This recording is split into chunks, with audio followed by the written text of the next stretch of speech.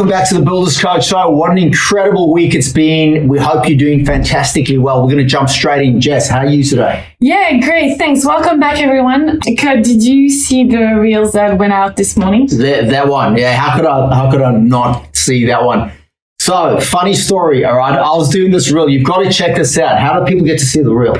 But on Instagram. If you're not following us yet, please do follow us on Instagram. They also go onto Facebook, so either or is fine. Okay, so this is brilliant. This is so ironic, and you couldn't script this, right? So I'm doing a reel on being more proactive than reactive. Obviously, putting processes in place, forecasting with your financials, having a business plan, getting just best practice process and people in place means you're going to free up time. You're going to be more proactive than reactive.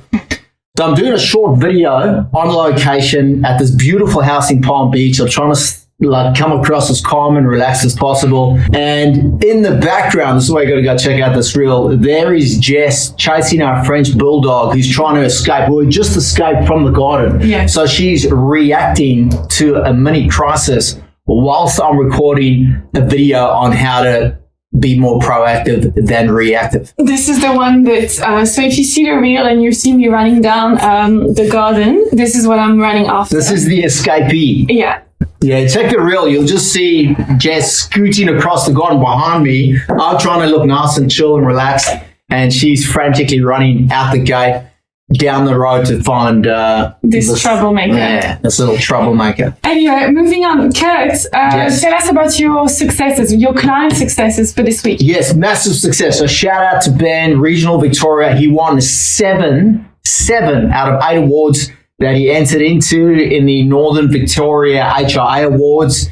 And he took his entire team to the awards. They had an amazing night out. Nice. And I just want to emphasize that, guys, some of you may think, should I be entering in awards? Like, is it important? Does it do anything? Absolutely it does. All right. Like, I know some people have won big awards, like state awards or national awards, and then nothing's happened. And that's because they didn't do anything with it. They didn't market it intelligently. So ideally, you want a good marketing strategist. If you win an award, you want to shout it off the rooftops. Let people know, especially in your niche, that you are now an award-winning builder. It's a point of difference, right? In marketing, you want to have a point of difference. But these guys were doing market research, and apparently they spent a significant amount of money. And this is a worthwhile exercise, not the money, spending the money part, surveying your clients and finding out, why they chose you and not your competitor. And that's what these guys did. They went through their previous, 100 clients, and they were like, why did you decide to go with us and not one of the other guys?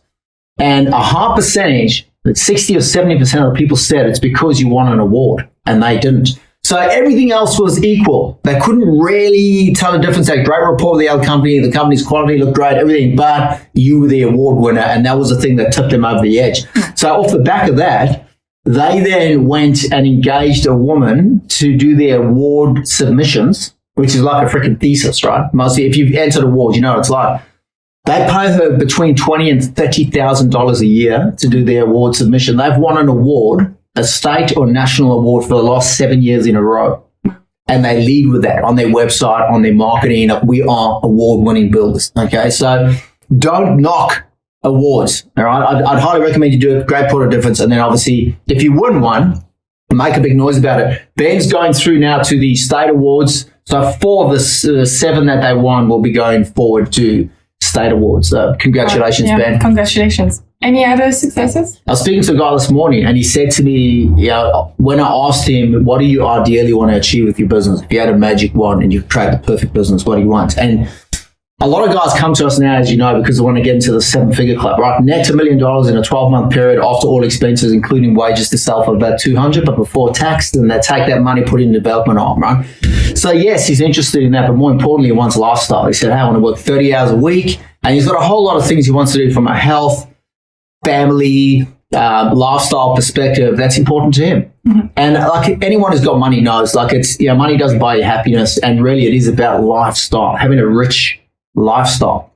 One of the guys I was talking to recently is looking at doing a half marathon for the first time. Because look, without your health, what do you have? You got nothing, right? You can have all the money in the world, but if you don't have your health, then you're in big trouble. And we all know examples of that, whether it's family, friends, or people you've seen that were doing very well financially, but then health went off a cliff, and what have you got there? Nothing. So I'd highly recommend this. This guy's not a natural runner. I obviously love running. I'm just an endurance animal, so it's in my genetics. But he's not. But he's doing 33 kilometers a week. He's been doing that for 10 weeks. He's got a race coming up in 2 weeks. He's doing arse baths, the whole thing. Oh, yeah. I tried an arse bath in Bali. Never again. Never again. Good on you, Jake. You know who you are, and we're rooting for you here at Builders Coach. So nice. So, Kurt, last week you had a webinar on price shock. It was a last-minute emergency webinar. Tell us a little bit about it. I've never done that before. I've never had like an emergency webinar, and it sounds clickbaity, man. As does $1 Million Builder. People are like, yeah, it's clickbait. It's not. So, like I said, first time I've done this in more than 20 years. I had an emergency webinar about price shock, and that's what I asked this morning. What is price shock? Well, quite simply, when clients get a quote, they get the final number, they're shocked to see that number. But it's not only clients that have seen it. You tell me, leave a message in the comments if you've seen price shock out there with your clients. When you submit the quote, are they shocked? Builders I speak to are shocked. So guys doing the quote are shocked. Estimators, the guys that all they do every day is deal with numbers. They're in the trenches, they're at the coalface, they're shocked, okay? So it's a significant thing. The reason I held a meeting is I found an article on Domain, which is a very reputable platform, and it's not a platform that goes into that for builders. It's more, if anything, like a consumer watchdog. Their clients are the same clients as yours, right? As ours. So they announced that there was a 53% increase here in Australia, at least, in build costs, materials and labor in 3 years, in less than 3 years even. So that was mind-blowing. Why is that important? Because it's a credible third-party piece of information that you can use to manage clients' expectations early on in your sales process. So I wanted to call that emergency webinar to talk about how you can use that at the beginning of the sales process to manage expectations, but also with that price shock and the challenge that it brings comes a major opportunity, which is value management. I'll go into that in the webinar. So you can get a recording. We'll have a recording soon that we're going to make available to everyone. Yeah, we'll make it available. We'll put in the show notes. Check out the show notes. Blast it on social media. It's a great opportunity beyond game changer. I reckon it's going to transform the industry. It's an opportunity for you to eliminate yourself from the tender process, make it a one-horse race, a one-builder tender process. And obviously that's a dream for you as a builder, but it's a huge benefit to the client, the architect, the engineer, every other stakeholder in the pre-construction phase. So hence why I say it is transformative. I was speaking to a couple this morning in Canberra. They used that article, that credible third-party piece of information about the increasing price costs. And by the way, find one in your area. It doesn't matter where you are in the world. You could be listening to this in the UK, in the US. Find an article, a credible source of information that points to the price increases and how quickly it's happened, because it is very different to what it normally is, and then use that as part of your sales process. So what this couple did is they created some social media posts, a reel, they sent it out in a newsletter to their email list, and they did some paid advertising. And they've had an inquiry a day recently. It's just going off the chart. A lot of people are leaning in. They want to know, well, how can you help us? Because people don't want to go and get their design, their engineering, their whole documentation done, and then find out that they have to redesign, which is more expensive, or that they can't proceed at all. They'd rather get someone involved early on, and that someone is a builder, and only a builder can offer alternatives to build process and materials to get their budget to align with that final number that they want to spend. Teams, how do you attract the right people, and then how do you employ the right people also? Yeah, really good questions. Those are so relevant. I get asked that all the time. Like, so how do you find good people? So I can tell you the mistake that most people make is they employ on skill over attitude. You've got to employ on attitude over skill. And we've got a great recruitment process that I'm going to share with you guys in a second. I'll share all the documentation as well if you want a copy.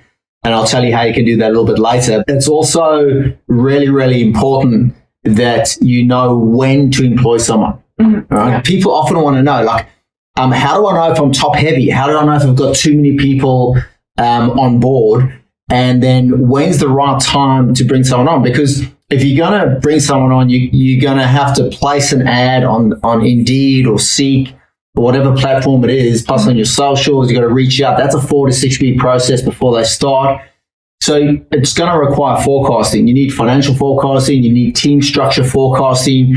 You need to know exactly what your team structure looks like now and what it's going to look like in the future based on the volume of work that you've got coming through. So that again, requires that you have some sort of sales or financial forecasting to ensure you can cash flow, but also sales forecasting. So what do you have in the pipeline in terms of signed prelims or charge for quotes that you can predict with confidence and conservatively, what's going to come through. So in terms of recruiting people, you mentioned you've got a clear recruitment process. Yeah, so let's get into specifics, right? So you might be wondering like, yeah, that makes sense, but what are the specific things we need to do? So we've got a recruitment process which is pretty much what the recruitment agencies use to employ on attitude over skill. Okay, think about anyone you've ever employed.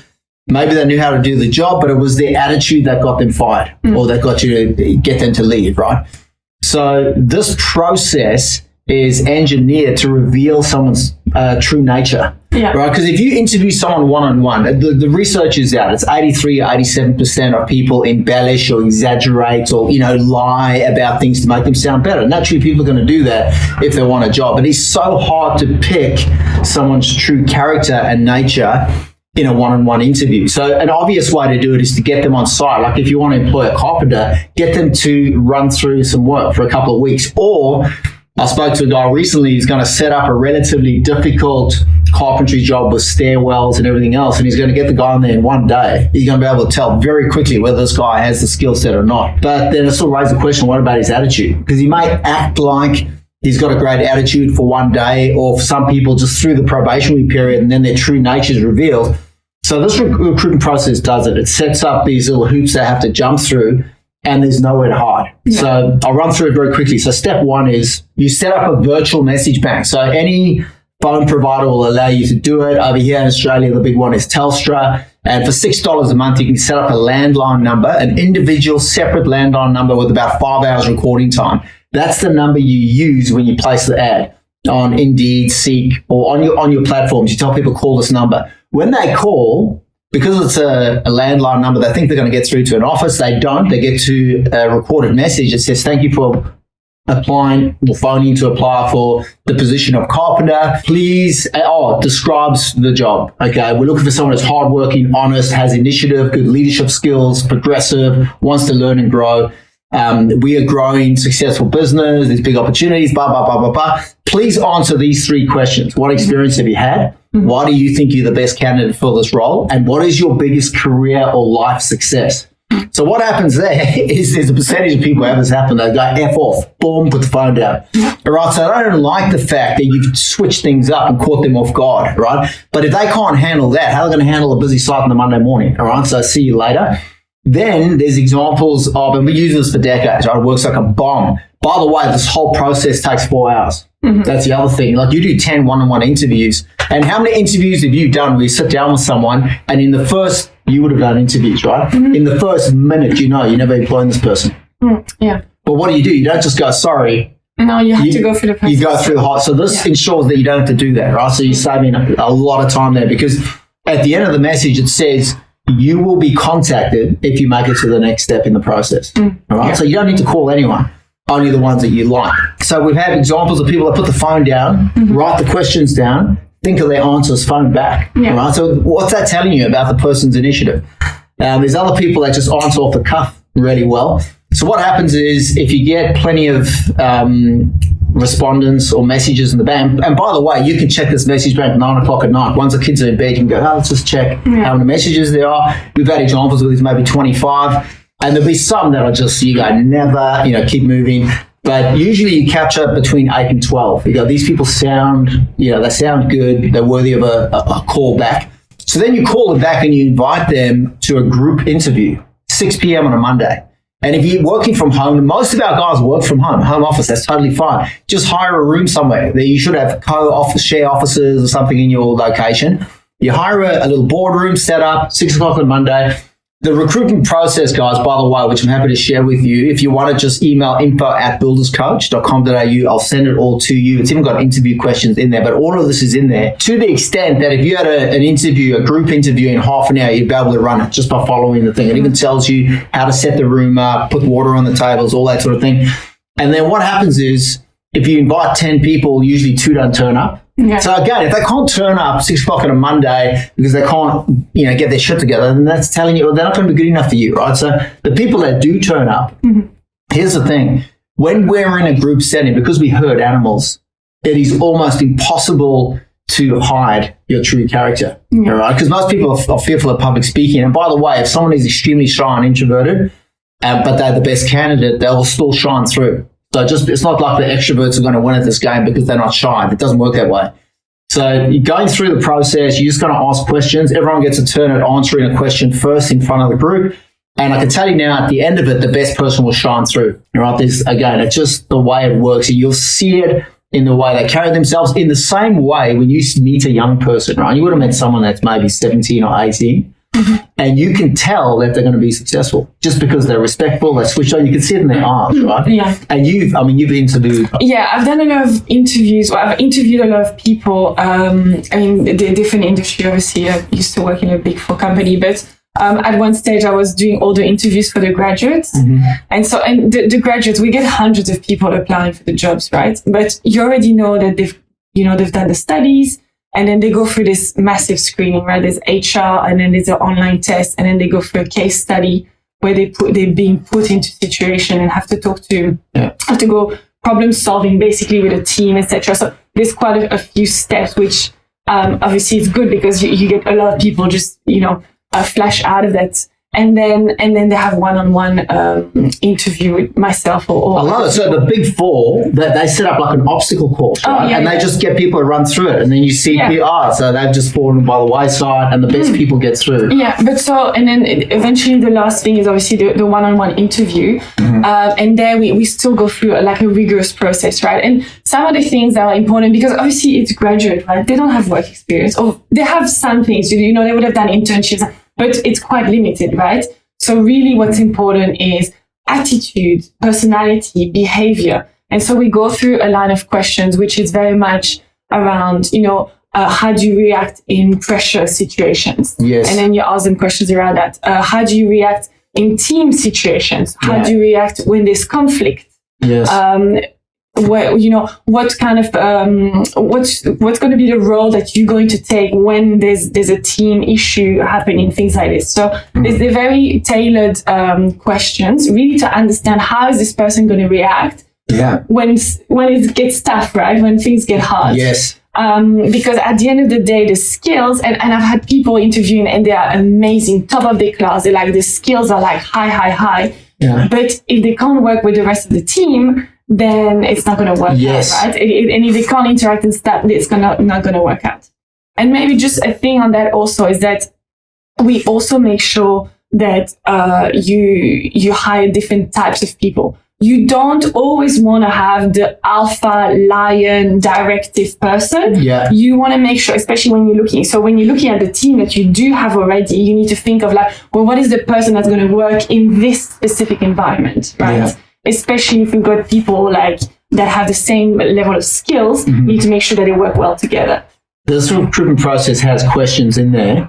And I like how, you ask certain questions, but obviously people can still lie. Like, you can ask a question, like in a one-on-one interview, here's a good example, right, of a great question to ask, and then a follow-up question to catch them out, right? And you're not trying to catch people out, but you need to know, are these people for real or not? Because again, people are going to exaggerate.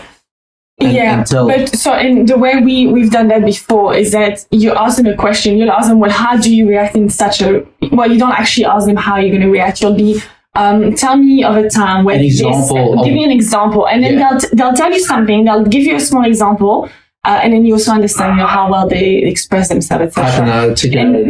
You really want to see what have they done? Because people can't lie in terms of I took the lead and I solved the problem. Well, tell me how. How did you solve? And this is a good one is, and for most people, time management is going to be a thing. You need them to turn up on time, right? So you could ask them a question like, so on a scale of 0 to 10, how would you rate your time management? Yeah. And they'll go, I'm probably an 8, I'm really good. Yeah. And then you could say, well, do you have, time management, skills that you put in place that you use? And they go, yeah. And then go, could you give me some examples? Yeah. All right. And that's where they'll go, I'll write a to-do list. Or if they genuinely are proficient with time management and using certain processes, they'll go, well, I use my weekly calendar. I use the appointments as a to-do list. I have a to-do list that I do every night. The night before, I narrow it down to the top 6. I eat that frog. I also know, my 80-20 rule. What are the 20% like critical path activities? I focus on those first before I do anything else. There's endless examples like single handle, eliminate distractions. So they're either going to give you a response like that, or they're going to be umming and ahhing, and that's how you can find them out very quickly. But that's what's good also with interviews, right? And just getting people to talk, because a lot of people prepare and they'll prepare well, and so they've got these textbook answer, right? But if you have a conversation with someone, you can dig out whether it's real or not real. Is it prepared or is it really genuine? Yeah, and then in a group setting, again, going back to that, there's nowhere to hide. Yeah. Right? Unless they've got like Academy Award winning skills like a Matthew McConaughey or something, or Russell Crowe, they're screwed. So in which case they probably shouldn't be applying for jobs as a carpenter. So this process works really well. It's outside of the box. I mean, maybe you're going, yes, I love it. But for the vast majority of people, and they hear about a group interview and they're leaving a voicemail message thing that catches people out, they get a little bit uncomfortable. As with anything that works, it's usually counterintuitive, all right? And the opposite of what everyone else is doing. So what's your view on reference checking? Oh, reference checking, absolutely crucial. You have to reference check, especially if you think you don't need to. It sounds weird. But if you go, hey, this guy looks amazing or sounds amazing and can't wait to hire him. It's got to bring them on. And you know what's funny is that most of us, like we project onto someone who we want them to be. So they're given a few indicators that they're fitting the mold of the type of person we want. We go, yes, that's them. We found them. We don't want to know any bad stuff, right? So I'll give an example. There's a couple of examples, actually. I've got endless examples, but two that spring to mind. There were these guys I was working with who found a young bloke who had great leadership ability. That heard about him. They heard about him through their daughter, who went to university with this guy. Okay. And she absolutely loved him. She said he's amazing, and she went to school there. So, I mean, what stronger reference do you need than your daughter, who she was, upstanding member of the community and a daughter that they were proud of and everything. So they were going to employ him, and I thought, no, well, let's just do the reference checks anyway. And I recommend it all the time, always do reference checks. Anyway, they were able to find a reference. The reason they did it as well, it was easy for them, is they knew a guy that this guy had worked for. They actually knew him personally, and they gave him a call and said, hey, here's the question you asked for reference checking. If you were me, would you employ them? And the response was very quick and hell no. It was do not do it. That was the response. And they were like, oh my God, we just dodged the bullet. All right. I've also had an instance where, coming back to people just wanting to not see the bad stuff. Yeah. They employed someone, the guy lasted less than a month, he was gone. They found him sleeping in his office. What? And then it was like, when you were interviewing this guy, were there any red flags? And they were like, there was apparently he had a sexual assault charge, and then they were like, oh, well, we asked him about it. And he said, oh, I just asked some girl at the office if she wanted to go on a date, and she didn't like it the next thing. Meanwhile, this guy was like a full-on sexual predator. Like, you got to pay attention to those things, those red flags. It's like dating, right? Like, if you see red flags, pay attention. Don't just gloss over them and go, we'll just keep moving. Yeah. Maybe another thing, and I think it goes back to what you're just saying now, is just our unconscious bias, is that we tend to like people that are like us, or at least that we can see something in them that's, maybe sometimes they've got the same cultural heritage, or there's some sort of connection or common ground, same sporting team, yes, and then you automatically, sporting team, you're supposed to have, and then you automatically think, this could be a friend of mine, and then you've got this unconscious bias where you're like, hey, actually he's a good person, or like he'll be really good for the job. It's really important to recognize that and just go like, wait, let me make sure that I go through this interview process. I keep, I look at everything, and maybe sometimes it's the person that you didn't have any links to, or, they don't support the same team. They're not like you, but they might be the best person for the job. So that's, it's so you're fighting against confirmation bias. Right, your own confirmation bias. So just being aware of that, like what you said there, follow the process. Just follow the process over outcome. That's relevant to your sales, your marketing, every other part of your business. Don't allow your emotions to get in the way. Don't allow your confirmation bias or whatever your opinions. Follow the process, and the results take care of themselves. Now, once you go through the group interview process, normally the best candidate shines out. However, sometimes there's 2 or 3 people where you can't split. So a good thing to do, I didn't mention this before, is even get your team involved. Get your team at the group interview. They can even get up and talk for 5 minutes and talk about what it's like to work for the company. But you can get your team to decide, especially if they're going to be working with these people, whether they think that's the right candidate. And I've got countless examples where they go, no, we don't think they're the right fit. And they're the ones that have to spend time with them in the trenches every day, not you. But if you get to a point where there's 2 that you can't split between, you could potentially bring them on a probationary period. I've seen that happen where you go, okay, you got 2 weeks, you guys, and you put them against each other and you tell them, like, the best candidate's going to win, right? But one of them might leave at that point, or that you're going to see who's got the goods. But you could then do the one-on-one interview again with team members, or, and I want to hear your opinion on this, psychometric profiling. Tell us about that. What are your views on psychometric profiling? No, I think it's great. It does box you into, what are what are some examples? What are the ones are you familiar with? Just so people know what we're even talking about. I think there's a DISC profile. I've done another one. Myers-Briggs, yes. And then there's also one that's called the 16 personalities, which is way broader. Tony Robbins has one. Ray Dalio. If you haven't heard of Ray Dalio, check out his book Principles. It is unbelievable. All right. So he's obsessed, borderline obsessed with psychometric profiling. Just he started recruiting family and friends, like a lot of people do when they start out. And then he was like, hey, what if we found people that had specific skills that could align with their roles and time? And then he got into psychometric profiling, and then he was just like building a dream team off the back of it. Yeah. Quick story around that. So at my previous company where I worked with, one of the big fours, they were big on this profiling. It wasn't DISC, it was their own in-house one. But so you got these 4 categories, right? And you usually one of them, like as your major, and then you've got a bit of a hint of another one. So you've got two profiles. Not all 4, but we're usually dominant in 1 or 2. Yeah. Yes. So you usually have this one dominant, and then you got this second one that's kind of like lurking in the background.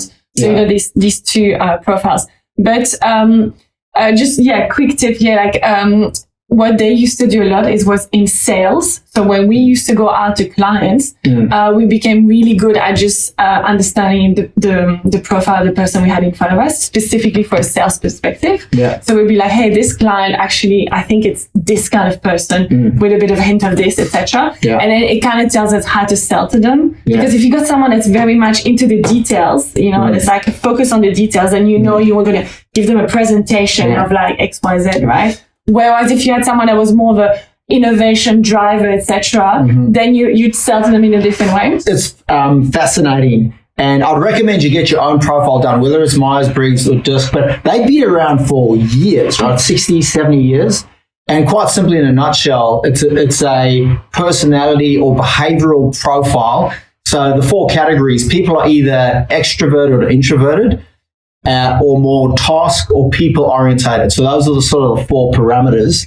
And it's part nature, part nurture. So nature is your genetics, what you're born with, your personality profile. And they know that people, that nature impacts behavior because they got babies or toddlers that are 18 months old that are demonstrating they're more extroverted than introverted. So they haven't had enough time for the environment to shape them yet, or their personality. So you can be born extroverted, introverted, and then your upbringing, your family, your schooling also impacts that. So it's a combination of the 2, but ultimately, like you were saying, you're going to be dominant in 1 or more of those 4 quadrants. But ideally, when it comes to career path and what you want to do every day as a vocation, ideally, it's not essential, but ideally, apply yourself in an area where you have natural strength. Like if you're naturally a detailed person, good with numbers, accounting, bookkeeping, any spreadsheet related thing. I mean, I know people that get off on that, right? They really love it. And then the salespeople tend to be the opposite. They're more people person, they're more people related, extroverted, and they want to interact and network. So when you're employing people, you can look at their natural profile and then just make sure that aligns, especially if you're stuck between 2 candidates.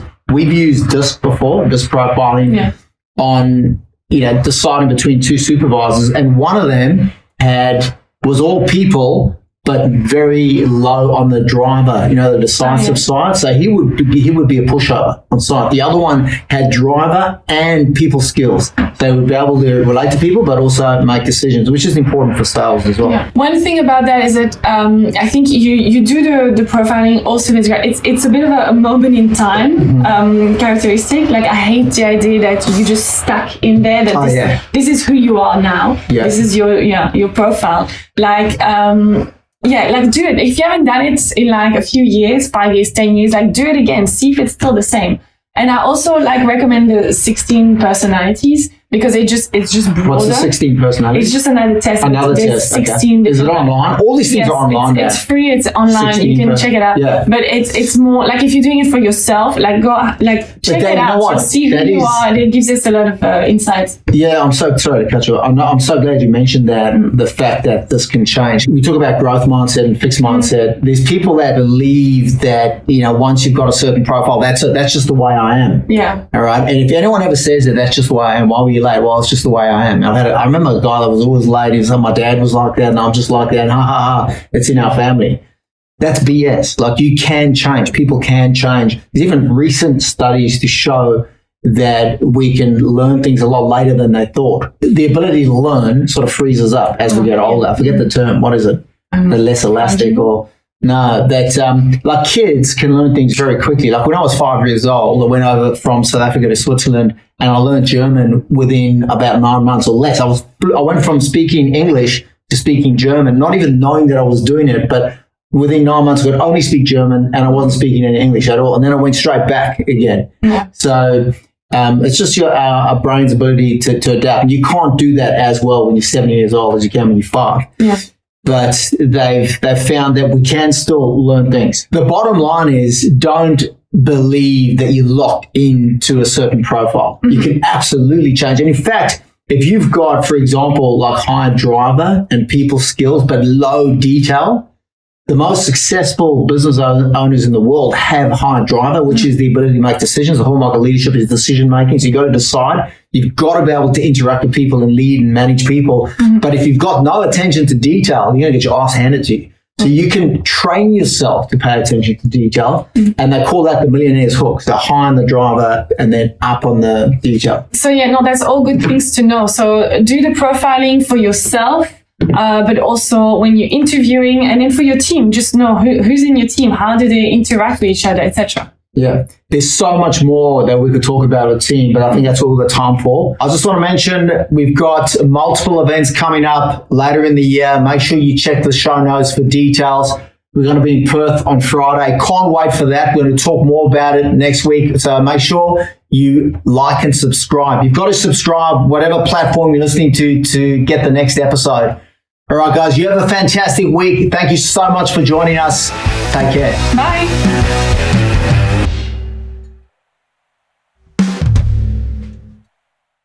Sorry. Yeah, whenever you're ready.